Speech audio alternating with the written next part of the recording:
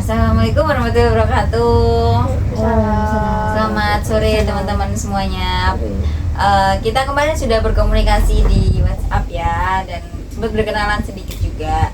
Nah, sebelum kita mulai ke sesi atau kegiatan kita lebih lanjut, izinkan saya perkenalan diri dulu, karena tak kenal maka tak nyaman. Oke. Perkenalkan, nama saya Aurelia Zahro, biasa dipanggil Nadia, dan saya sekarang di semester 4 bimbingan dan konseling dari Universitas Negeri Malang.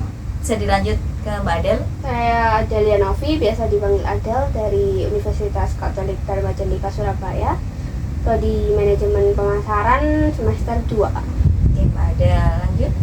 Perkenalkan, saya adalah Onjong Praswari, biasa dipanggil Ajeng. Saya di UT di administrasi. Administrasi, Mbak Ajeng. Oke, lanjut. Perkenalkan, nama saya Tradita Radrian Madani. Saya semester 4 Universitas Negeri Surabaya, jurusan Pendidikan Olahraga, biasa dipanggil Gita. Oke, Mbak Gita. Baik teman-teman, berarti di sini mahasiswa semua ya. Ya. Dan di Surabaya, terus Mbak Ajeng tadi di mana? Di Surabaya. Di Surabaya juga. Baik teman-teman, sebelumnya di sini boleh diceritakan kegiatannya akhir-akhir ini ngapain aja? Dari Mbak Adel. Kalau aku ngampus aja sih, sama akhir-akhir ini ngurusin UKM basket. Ada lomba, ya itu aja sih, sama ngurusin tugas-tugas kuliah. Oke, jadi sibuk kuliah sama organisasi di kampus Iya. ya. Oke. Kalau Mbak Ajeng? Lebih sibuk ke ya ngampus aja sama tugas-tugas sebenarnya. Sama pergi ngopi. Oh, sama pergi ngopi. Jadi Mbak Ajeng suka ngopi juga ini. Iya. Biasanya ngopi di mana Mbak Ajeng? Di mana-mana. Kalau ada teman ngopi berarti saya kunjungi. Oke, gitu. Hobi ngopi juga. Oke, mantap-mantap. Kakaknya juga ngopi-ngopi. Iya. Oh. Ngopi banget. Ngopi di mana? Aduh. Di mana aja? Oh, Sama oke, aja. sama Suka. aja. Tempat suka sikat gitu. Sikat. Oke. Oke. Kalau Mbak Dita gimana kesibukannya akhir-akhir ini? Akhir-akhir ini sibuk olahraga ya Mbak, kadang nge-gym, Oke. kadang jogging, kadang renang. Oh, jadi Mbak Dita olahraga banget orangnya ya. Tadi jurusan olahraga juga. Akhirnya ini suka nge-gym gitu. Sama sibuk kuliah juga mungkin Mbak, ikut organisasi mungkin. Enggak ya Mbak, kalau organisasi, kalau kuliah juga kebetulan lagi minggu tenang. Oh gitu. Oke, baik-baik. Teman-teman, gimana keadaannya hari ini, sehat atau ada yang kurang? I'm good, I'm fine. Sehat semua Kurang ya? ngopi sih. Kurang ngopi. Iya, Ya, nggak di sini ngopi. kita ngopi lah ya. Gitu. Boleh lah. Boleh lah. Biar makin deket kan ya. Makin Boleh. nyaman. Tapi teman-teman perlu kita garis bawahi ya, di konseling kali ini mungkin saya bisa menjelaskannya lebih dalam lagi. Dari teman-teman, apakah sudah pernah konseling sebelumnya? Memang saya pernah beberapa kali. Pernah. Kalau Mbak Dita? Pernah. Pernah. Mbak Belum. Ajeng? Belum pernah. Belum. Oke, baik. Saya jelaskan dulu ya konseling kita nanti seperti apa, dan konseling kelompok nanti itu jalannya seperti apa gitu. Jadi konseling kali ini ya saya sebagai pemimpin kelompok atau sebagai fasilitator juga, konselor yang akan membantu kalian, membimbing kalian, terus nanti akan mengatur jalannya dinamika kelompok ini gimana, terus ya layaknya pemimpin dalam sebuah kelompok gitu. Nah, kalian nanti akan sama-sama berdiskusi, kemudian sama-sama bekerja sama untuk menyelesaikan masalah ataupun mencari sebuah jalan keluar gitu, dan sama-sama belajar di diskusi kita kali ini. Nah, tapi kalian juga perlu ditekankan bahwasanya pada konseling kali ini cerita apapun nanti yang akan kita bahas, kemudian diskusi apapun yang ada di dalam konseling hari ini, itu hanya kita saja yang tahu, hanya saya harap bisa di-keep di masing-masing kalian, karena pada konseling itu menetapkan asas kerahasiaan, dimana kita nggak boleh menyebarluaskan diskusi kita di sesi konseling seperti itu. Dan saya juga berharap teman-teman bisa bekerja sama, bisa saling berempati, juga sukarela membagikan ceritanya gitu, untuk bisa berbagi pelajaran-pelajaran juga dan pengalaman-pengalaman juga seperti itu ya teman-teman. Dari penjelasan saya tadi ada yang perlu ditanyakan nggak? Enggak sih. Lumayan jelas. Oke, baik. Untuk waktunya sendiri nih teman-teman, ada kesibukan nggak setelah ini? Enggak kayak. Free. Oke, baik. Santai. Oke, baik. Jadi untuk mungkin waktunya bisa kita tetapkan sekitar 30 sampai 40 menit. Apakah teman-teman bersedia? Bersedia. Bersedia ya. Jadi selama 30 menit sampai 40 menit ke depan mungkin kita akan sama-sama berdiskusi. Saya harap teman-teman bisa saling berempati ya. Bisa sama-sama mengerti dan menghargai pendapat satu sama lain seperti itu. Jadi di sesi kelompok ini nanti kalian silakan menceritakan garis besar permasalahan kalian dulu, atau cerita yang ingin kalian bagikan terlebih dahulu. Kemudian nanti kita pilih masalah yang paling urgent, masalah yang menurut kalian ingin dibahas terlebih dahulu di sesi kali ini. Silakan bisa dimulai sesi konseling pada sore hari ini. Bisa. Oke, bisa dimulai dari Mbak Del dulu, silakan. Kalau saya permasalahannya sih mungkin di sekitaran UKM saya ya, BPH. Saya sebagai BPH, sebagai sekretaris, saya merasakan ada kendala di dalam BPH ini di bendahara saya, karena kurangnya inisiatif dan komunikatif. Jadi merasa mungkin dia kalau nggak disuruh, nggak baru di tag atau baru ditodong nih baru dikerjain. Jadi kurangnya inisiatif dan komunikatif dan kemudian sesama, jadi kayak kurang kerjasama dengan baik, jadinya kayak berada di sebelah gitu loh. Kalau aku begitu sih. Jadi dalam mengurus hariannya Mbak Adel ini terdapat seseorang yang makin menyulitkan dan membebankan di Mbak Adel atau di satu sisi saja seperti itu karena kurangnya inisiatif dan komunikasi. Oke, dari Mbak Ajeng ya apa? Kalau saya sih lebih ke pacar saya sama percintaannya. Saya tuh lagi berantem sama pacar saya. Saya tuh pengen putus tapi nggak sekarang. Soalnya ada beban kayak saya masih butuh donatur. Gitu. Tapi saya belum bisa putus sekarang karena belum dapat yang lain lah ya. Oke, seperti itu. Iya. Jadi Mbak Ajeng ini ada di permasalahan percintaan, Iya. di mana ingin mengakhiri hubungan tapi masih ada satu hal yang mungkin masih sulit untuk sulit. merelakan hubungan itu ya. Oke, dari Mbak Dita ya, Iya. silakan. Kalau Mbak Ajeng tadi kan masalahnya sama pacarnya. Oke. Kalau saya sama mantan saya. Oh. Mantan saya yang terakhir. Karena apa ya? Saya masih ada perasaan, saya masih sayang, tapi dari mantan saya sudah nggak mau. Oke, baik. Jadi ada pergulatan emosi ya antara hatinya Mbak Dita dan realitas yang ada Ya, seperti itu. Baik. Dari permasalahan sudah kalian ungkapkan ataupun cerita-cerita yang udah kalian ungkapkan tadi, siapa yang mungkin bisa kita diskusikan pada sesi kali ini? Kayaknya Mbak kita sih Mbak ini aja. Mbak Dita aja. Soalnya lebih ke X ya. Iya. Bisa suaranya kalau Dita agak dikerasi gitu. Iya. Oke, baik. Mbak Dita gimana? Apakah bersedia ceritanya didiskusikan pada hari ini? Ya, bersedia. Oke, baik. Jadi Mbak Dita silakan ceritakan lebih lanjut nih pergulatan emosi yang seperti apa, permasalahan ataupun hal yang ingin Mbak Dita ungkapkan tentang mantan Mbak Dita ini. Panjang ya Mbak kalau diceritain. Boleh. Panjang atau secara ringkas saja? Senyamannya Mbak Dita.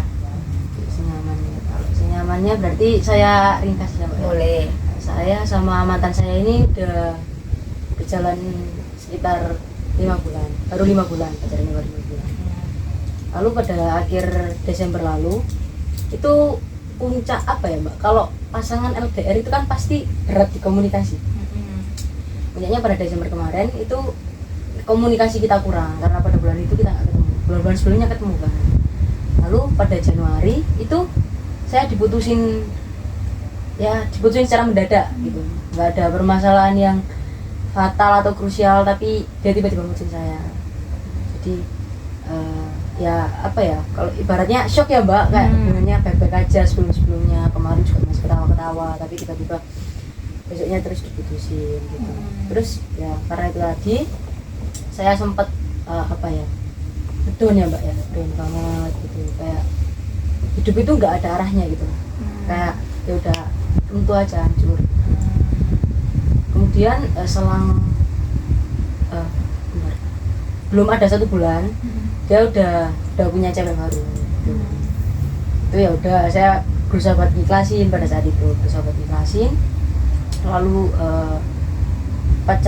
mereka pacaran itu cuma bertahan sekitar 2 bulan, lalu kan mereka putus. Nah mantan saya ini ngechat saya lagi, yang dimana posisinya saya itu udah lumayan menerima keadaan kalau memang ya udah kita udah selesai, kita udah putus gitu. Ibaratnya ya proses move on-nya udah 70%. Iya.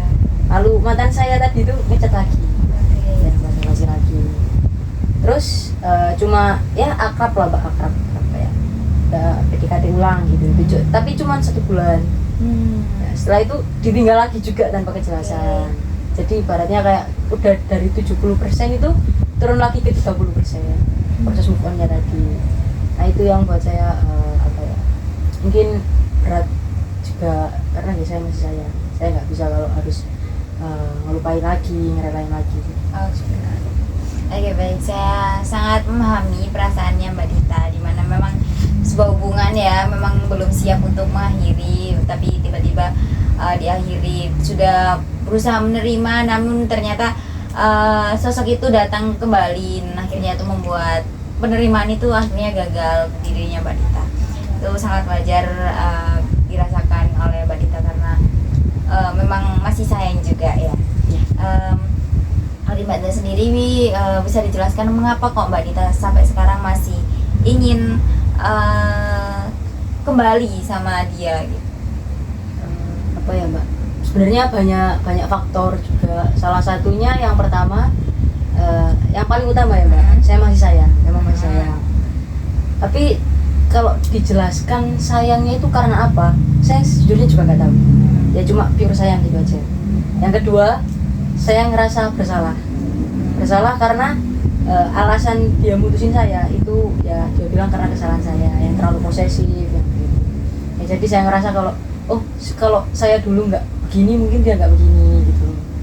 Terus ya yang ketiga, saya masih ingat semua kayak ya bahagianya waktu sama dia, terus kebaikan dia sama saya.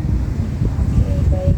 Dari cerita Mbak Dita tadi dapat saya simpulkanlah sebagian bahwasanya Mbak Dita ini masih memiliki harapan kepada dia karena memang faktor-faktor seperti masih sayang, belum bisa melupakan, dan masih ingat kenang-kenangan kebahagiaan-bahagiannya sama dia gitu. Dari teman-teman silakan bisa menanggapi dan memberikan pertanyaan. Mungkin bisa dimulai dari Mbak Ajeng dulu.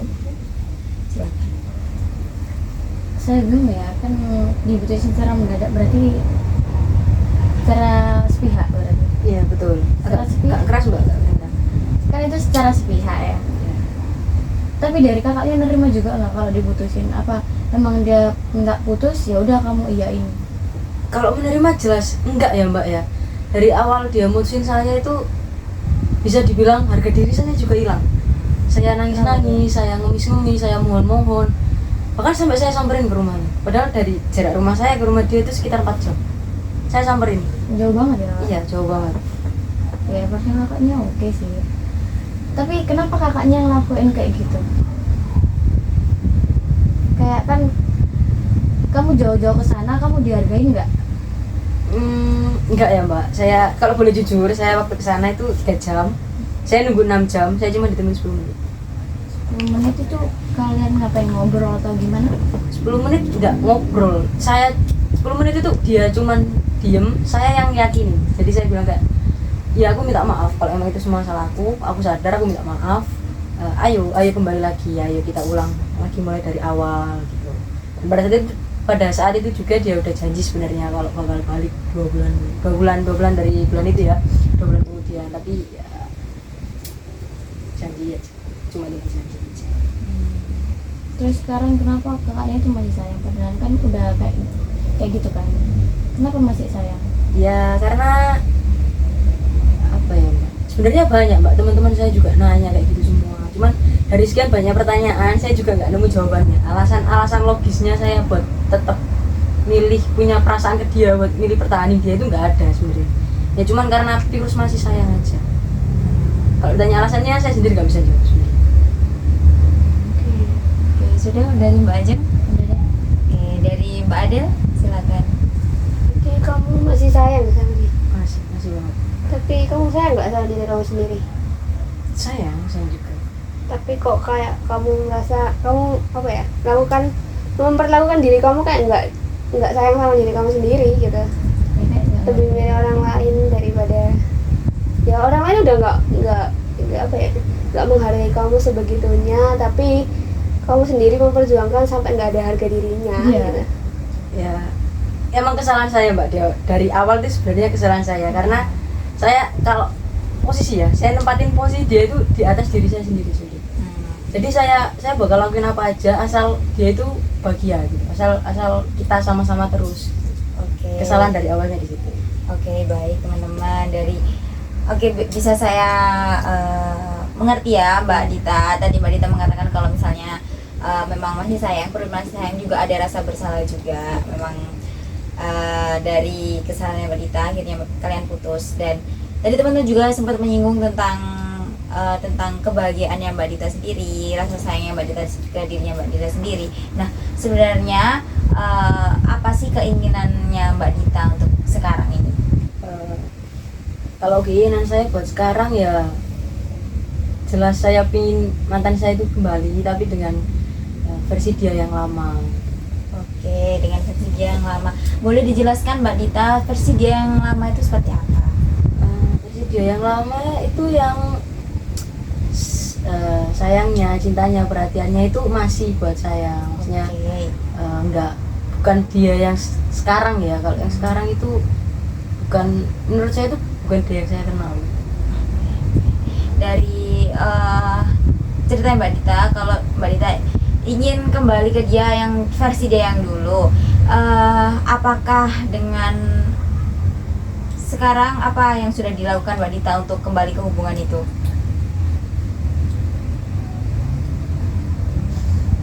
Yang saya lakuin banyak ya Mbak ya. Dari yang pertama tadi yang saya bilang tadi, saya udah ngomong, saya udah menyusumi, saya udah lakukan segala cara.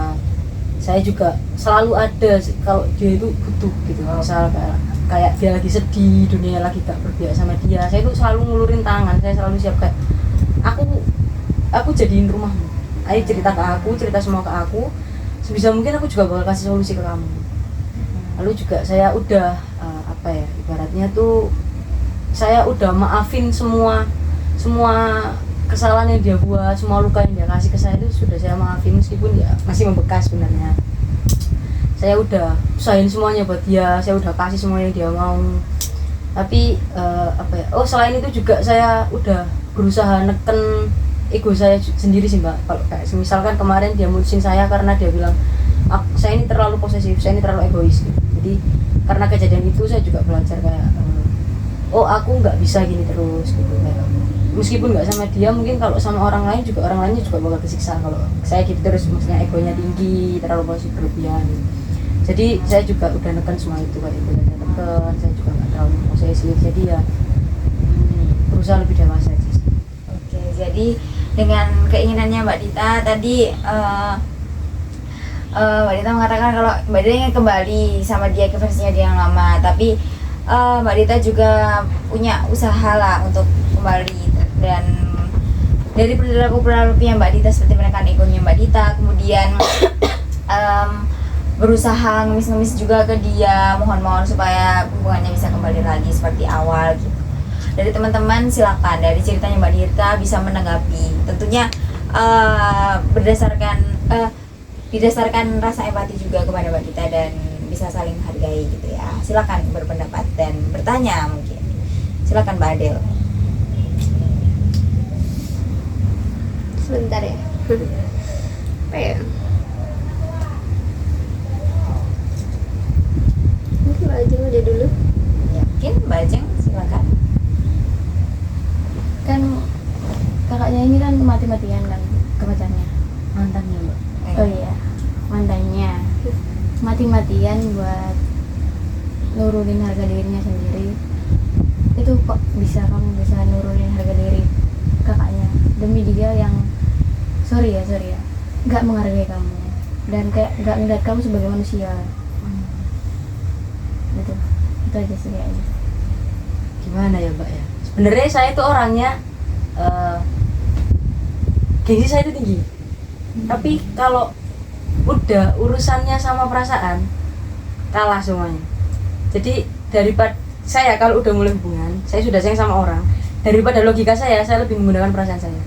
Jadi ketika saya rasa ada hal yang harus saya perjuangin, logika saya bakal saya bunuh dulu, saya matiin dulu, perasaan saya dulukan. Jadi saya ngemis-ngemis ke dia, saya mohon-mohon ke dia, saya nangis-nangis ke dia itu, selain saya berusaha buat narik dia kembali, saya juga biar apa ya, ibaratnya kalau nggak selesai, nggak bisa sama-sama lagi, saya itu nggak ada penyesalan karena saya udah ngasih yang terbaik versi saya, seperti itu. Jadi kamu berusaha nolong dia. Tapi dia nggak nolong kamu.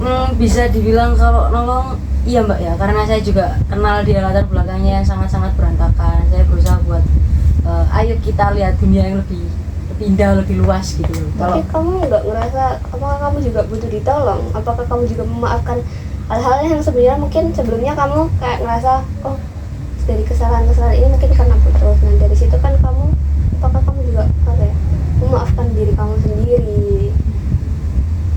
Kalau ngerasa butuh ditolong iya, tapi kalau saya belum bisa memaafkan diri saya sendiri sampai saat ini. Bahkan sampai saat ini saya masih ngerasa kayak ya mungkin emang ini salahku gitu, kayak ya kalau saya dulu nggak gitu dia nggak bakal gini.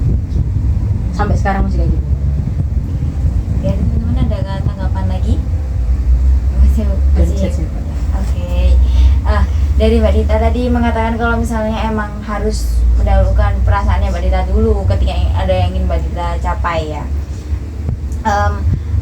Dari usaha-usaha yang udah Mbak Dita ceritakan tadi, seperti usaha untuk ngemis-ngemis Mbak Dita, menekan egonya Mbak Dita, menurunkan harga dirinya Mbak Dita juga, menyampingkan logikanya Mbak Dita juga, sampai juga ada perasaan bahwa tidak memaafkan dirinya Mbak Dita sendiri sampai sekarang.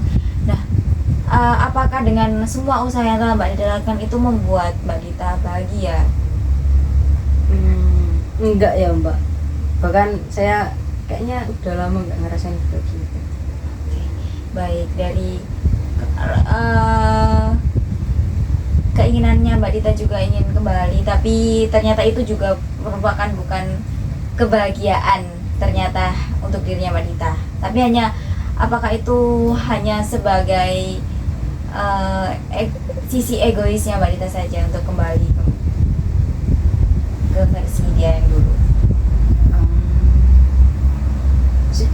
Akhir-akhir ini saya juga sadar Mbak ya, akhir-akhir ini mungkin karena juga banyak teman saya yang dukung saya, lingkungan saya yang suportif, saya juga pikir mungkin ya udah gitu, maksudnya saya kan nggak bisa terus-terusan kayak gini Mbak ya, maksudnya kayak terpuruk terus-terusan, terus kalau terus-terusan nangis terus-terusan kan juga nggak bisa, sementara orang yang saya tangisin juga hidupnya baik-baik aja gitu, kan saya juga ngerasa nggak adil kalau kayak gitu ya.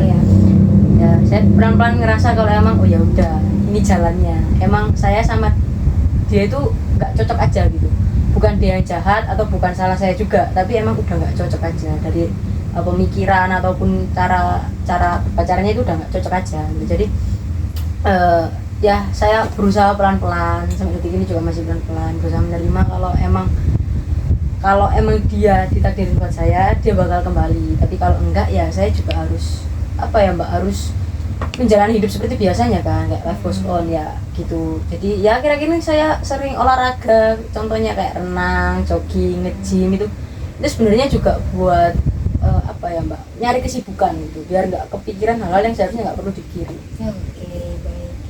Sudah bagus sekali. Tadi Mbak Dita juga sudah menyampaikan rencananya Mbak Dita, seperti nge-gym, apa yang Mbak Dita lakukan untuk membuat diri Mbak Dita lebih berkembang lagi ya, dan melupakan hal-hal atau berhenti memikirkan hal yang tidak perlu gitu. Dari teman-teman, apakah ada yang mau menanggapi lagi dari Mbak Dita? Silakan Mbak Adel. Dari kesadaran mungkin garis besarnya Mbak Dita, mungkin bisa Mbak Adel ambil pelajaran atau seperti apa? Ya semoga dia tetap stay di diri dia yang terus mau sembuh dari hal yang nggak sebenarnya harus dipikirin, perkembangan dirinya, sama orang-orang yang udah narik dia dari hal-hal yang membuat dia nggak bahagia, membuat apa ya, menarik dia hal-hal dari kayak mantannya itu buruk kan, maksudnya diri dia tuh jadi hal buruk ya, Iya, dari bad betul. habit gitulah ya dia, dan nggak balik lagi nyemplung di hal itu, sedangkan dia udah ditarik nih gitu. Di sini teman-temannya udah nolong dia sekuat tenaga, dia udah balik, dia mau nyemplung lagi ya kan, ya meskipun balik lagi di dia tapi juga harus kayak aware dengan teman-temannya juga aware ke dia, misalnya dia nggak aware sama dirinya sendiri. Oke, baik. Dari Mbak Dita, apakah ada tanggapan dari pernyataan Mbak? Setuju aja sih mbak, ya, setuju, masuk akal Ada balikan mungkin feedback atau tanggapan tentang tanggapannya Mbak Adel? Ya kalau mbaknya tadi kan bilang temennya berusaha buat narik gitu ya. Ya emang saya yakin saya sembuh itu ya karena teman-teman saya juga gitu. Jadi ya saya setuju aja sama omongannya. Saya juga nggak bisa, atau maksudnya kayak kalau terus-terusan jatuh di lubang yang sama terus ditolong sama teman-teman saya juga, gitu, teman-teman saya juga lama-lamaan bakal muak gitu ya, bakal bosen juga. Jadi ya udah, ya berusaha buat ya udahlah tutup aja gitu. Baik. Dari Mbak Ajeng, silakan. Saya lebih setuju ke Kak Adel ya, sama sih, sama ke Kak Adel, tapi tambahan dari saya itu kayak kalau lo itu nggak bahagia di situ, cari kebahagiaan lo sendiri, nggak kayak kan lo itu nggak bahagia sama dia, jangan tetap sama dia, lo harus cari kebahagiaan ke lain, karena yang lain tuh pasti bakal buat lo lebih bahagia daripada sama dia. Boleh nambahin ya, Boleh. kalau emang dia udah nggak bisa diperjuangin, emang kalau dia udah nggak bisa, nggak mau, stop rendahin diri gitu, stop mohon ya, terus kayak apa ya, terus stop ngelakuin hal-hal itu lagi gitu lah. Udah lah. Terus fokusin dirimu aja, life goes on katamu kan, life goes on, ya udah gitu loh. Like kamu nunggu DE apa ya, balik di versi dia yang lama nggak bisa. Setiap orang pasti akan berubah, setiap hidupnya akan setiap kan pasti berkembang, ataupun gimana pun kamu mau dia di versi yang lama bakal nggak bisa gitu. Baik. Tanggapan teman-teman juga sangat baik, pernyataan-pernyataan yang positif juga sudah diberikan ya dari teman-teman. Dari Mbak Dita, ada rencana kecil ataupun langkah kecil yang ingin Mbak Dita pilih untuk Mbak Dita lakukan agar membuat diri Mbak Dita mungkin lebih bahagia, kemudian bisa membuat Mbak Dita lebih sadar terhadap dirinya Mbak Dita sendiri lah. Mungkin yang pertama, saya mau ngelakuin sesuatu yang saya nggak bisa lakuin pas masih sama dia. Nah, saya mau bebas dulu, saya mau main dulu sama teman-teman saya, mau kesini, mau kesana. Mumpung juga masih muda, saya mau nyoba banyak hal baru.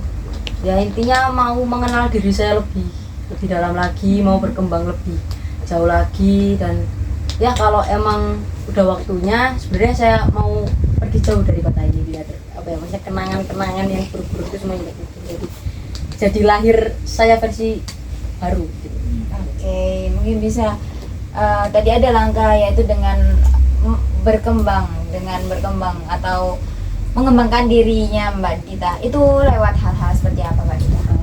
Hal-hal positif ya tentunya Mbak. Misal kayak ya tadi contohnya kayak memulai hidup sehat, karena sebelumnya waktu saya depresi, waktu saya galau banget itu pola hidup saya nggak sehat juga. Jadi mulai sekarang saya mau pola hidup sehat, terus juga mau apa ya, mungkin lebih rajin kuliahnya ya Mbak. Dulu waktu galau kan keteteran banget itu, nggak bisa mikir jernih gitu. Kalau sekarang mau fokus kuliah juga, terus membangun apa ya, apa Mbak Del namanya, Mbak Del? Branding, membangun apa, branding, value Ya, gimana kalau Mbak Del biasanya bilang value. ya kayak gitu mungkin itu.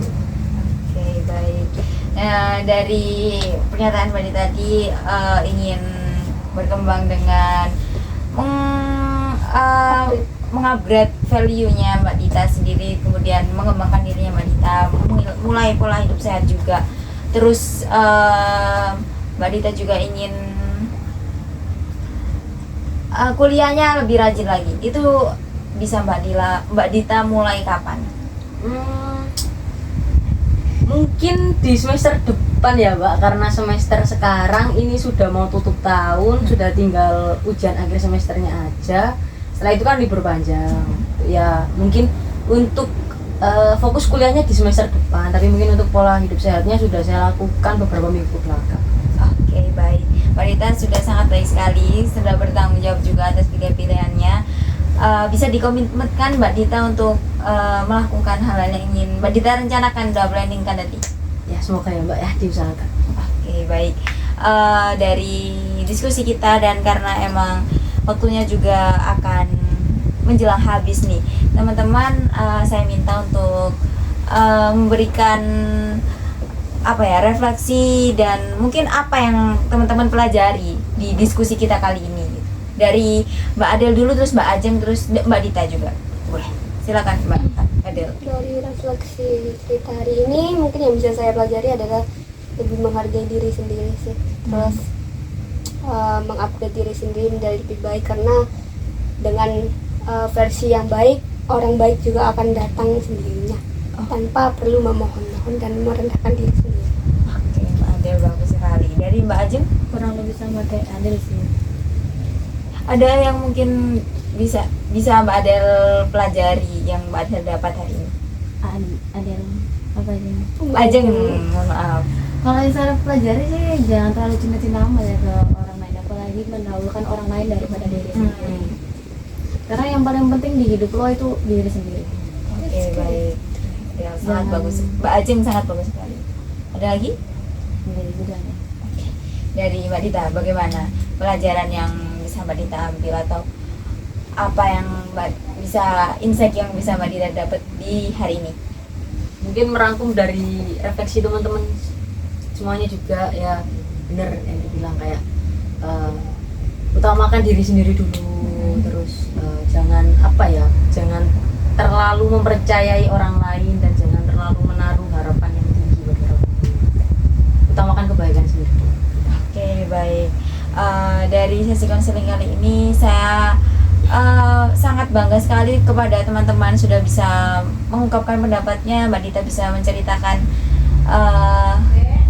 keinginannya dengan sangat baik.